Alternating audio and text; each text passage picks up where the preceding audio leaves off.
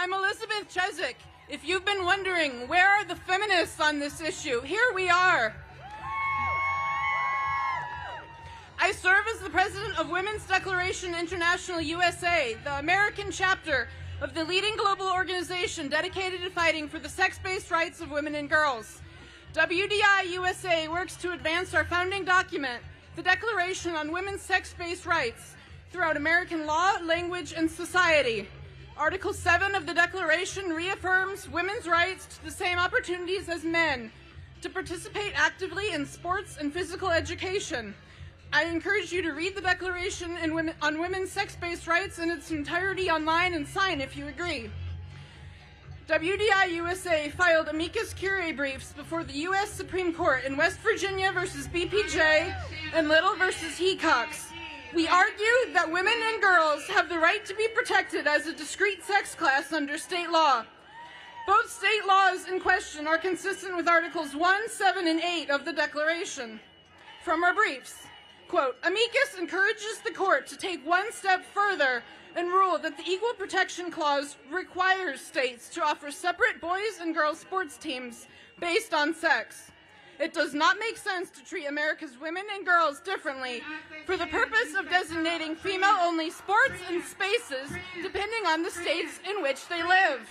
Women and girls in California and Maine are just as entitled to single-sex sports and spaces as women and girls in West Virginia and Idaho.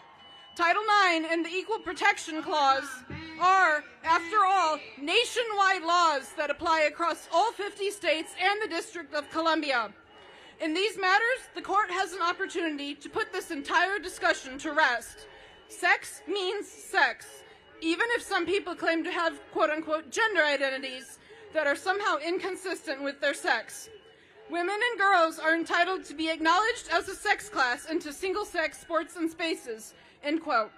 Many thanks to Kara Dansky, our legal consultant, for all her hard work on the brief, which you can read in full on our website. Additionally, in 2025, WDI USA's state legislative advocacy team submitted testimony with respect to 38 state bills about single-sex sports.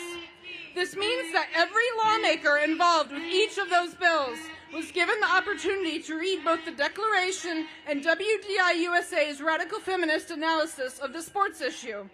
Great, but let's be clear about why this is necessary in the first place. It's because mainstream, quote-unquote, feminist organizations have abandoned women. Sometimes they are silent on this issue. More often, they support, quote-unquote, gender identity ideology. We are faced with a coordinated, intentional, well-funded attack on women as a sex class by the mainstream feminist organizations. This necessitates the grassroots work that organizations such as WDI undertake with limited funds and at great personal expense. You wouldn't know about our work over the past 5 years from watching the news, though, because there has been a media blackout on radical feminist voices. The media's refusal to engage with feminist opposition to quote-unquote gender identity ideology is not just unsisterly, it is unconscionable. In 2025, New York Times polling showed that 79% of registered American voters, including 64% of independents and 67% of Democrats, believe that men should be barred from competing in women's sports. Make no mistake, we are going to win, but it's long past time those 79% joined us in this fight by speaking out. When you do speak out, it's important to use clear, accurate language consistently. It is never inappropriate to refer to men as men, or to say that women and girls sports are for women and girls only. We all need to speak up and to speak the truth. I am hopeful that the Supreme Court will uphold Idaho's and West Virginia's bans on men and women's sports.